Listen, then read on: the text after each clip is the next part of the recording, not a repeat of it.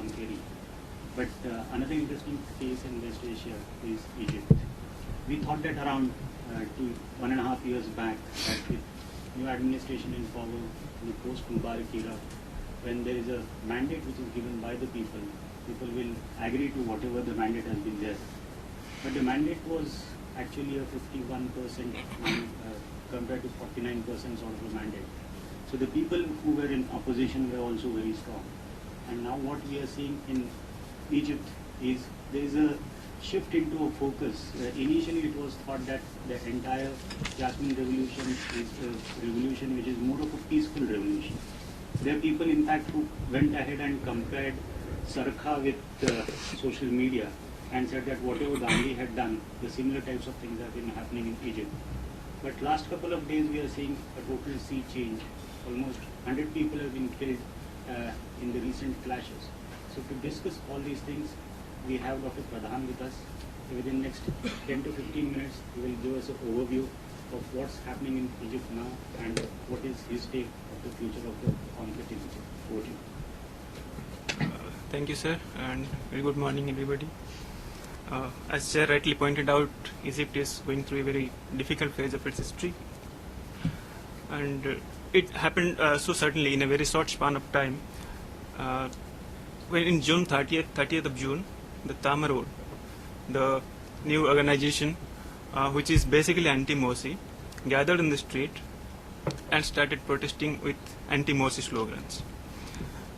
On the very next day, but the June 30 Tamarod movement doesn't come immediately. The protest has been starting from January this year, and that slowly snowballed into a very mass kind of protest against Morsi. On the very next day, the army chief gives a 48-hour deadline to Morsi to solve the crisis, and as expected, Morsi couldn't solve the crisis of such a huge magnitude, and as the deadline expires, Morsi is overthrown.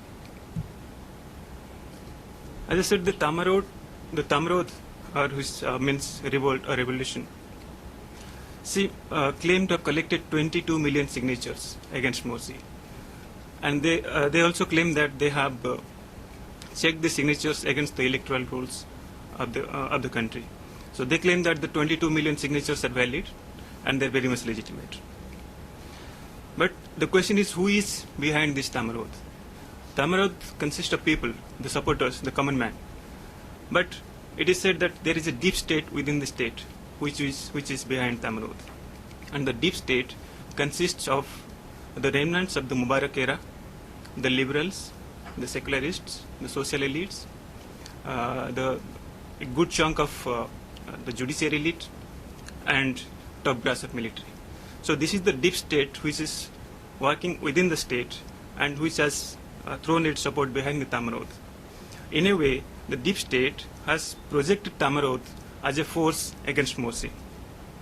Now, what happened is the deep state became successful in overthrowing the legitimately elected government.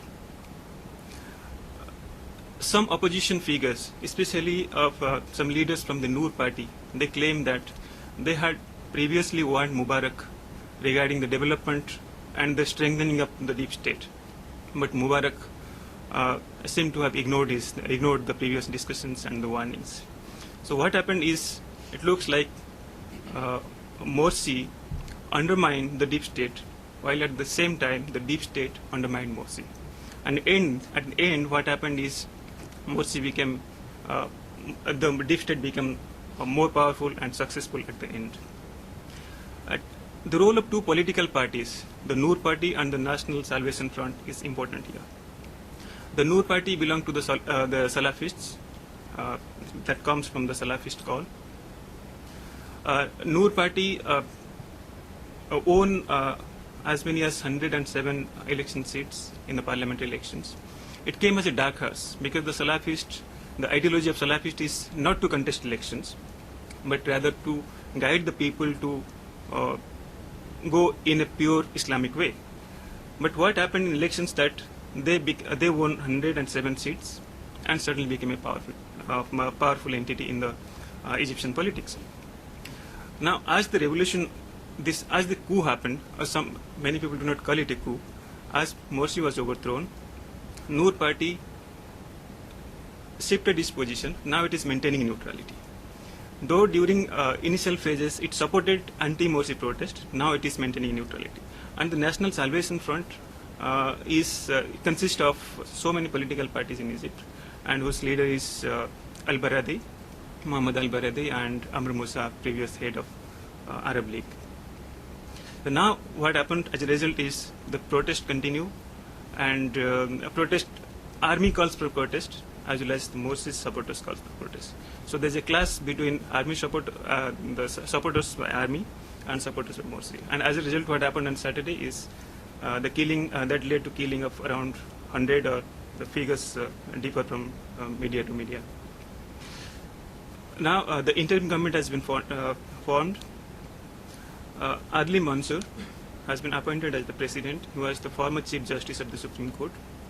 Prime Minister is Hazim Mevlavi. He is a renowned economist, and he is also the former minister in the interim phase.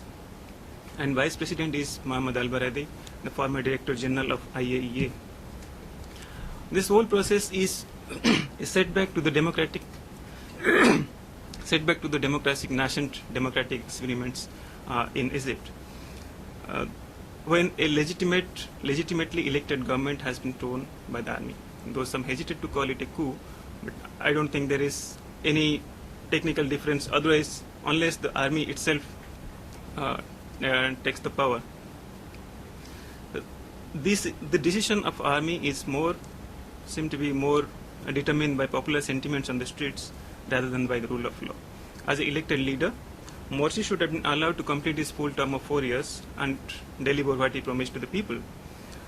And also the people should have shown more patience, and they have waited for Morsi to deliver what he has promised. The role of military is also interesting. Initially, when the protest happened against Mubarak, the military maintained a neutral position, and they didn't take any interest to capture power. Also, in this case, military hasn't shown any interest as well to capture power, but it has been the main determining force behind whatever is happening in Egypt today. But such an interference, though it is not intending to capture power, it's certainly an unhealthy trend for the future of democracy in Egypt. Any future elected leader cannot take any independent, strong decisions without any suggestions from the army. Also, military has made it clear that it won't tolerate any civilian misrule in the name of democracy. Certainly, Morsi committed some mistakes. Morsi's list of failures is quite long, and the most important thing is economy. Economy continued to slide down under Morsi. Inflation reached 9.75% in June this year, leading to steep price rise in the basic items. There is a national budget deficit of $26 billion. Unemployment rate percentage went from 9% in 2012 to 13% in 2013 June. Politically, Morsi ruled in an arbitrary manner. He gave himself unlimited powers. Even he said presidential decree would be more powerful than the judicial decree. Minorities, particularly the Christians, continue to feel insecure. And most importantly, Morsi failed to portray himself as a national leader. He couldn't come out of the ideology of Muslim Brotherhood and have a national image for himself. Thus, at present, Egypt is at the crossroads. It remains completely polarized. It is completely polarized between pro-Morsi and anti-Morsi factions, and that is witnessed in the streets. And if this violence continues, there is possibility of a long-term civil strife in Egypt. This is the future roadmap which has been given by the interim government, that the parliamentary elections should be held early next year, by February next year. The presidential elections will follow. The draft constitution will be amended in the next 5 months, and the amended draft constitution will be ratified in a referendum before the parliamentary elections are held. But there are a few important questions which remain. How free and fair the next elections will be? Will the Muslim Brotherhood be allowed to participate in the elections? And what will happen if Muslim Brotherhood wins again a significant number of votes? Will the Salafists join hands with the Muslim Brotherhood in the next phase? And irrespective of whosoever comes to power, what will the army do if the protests take place again.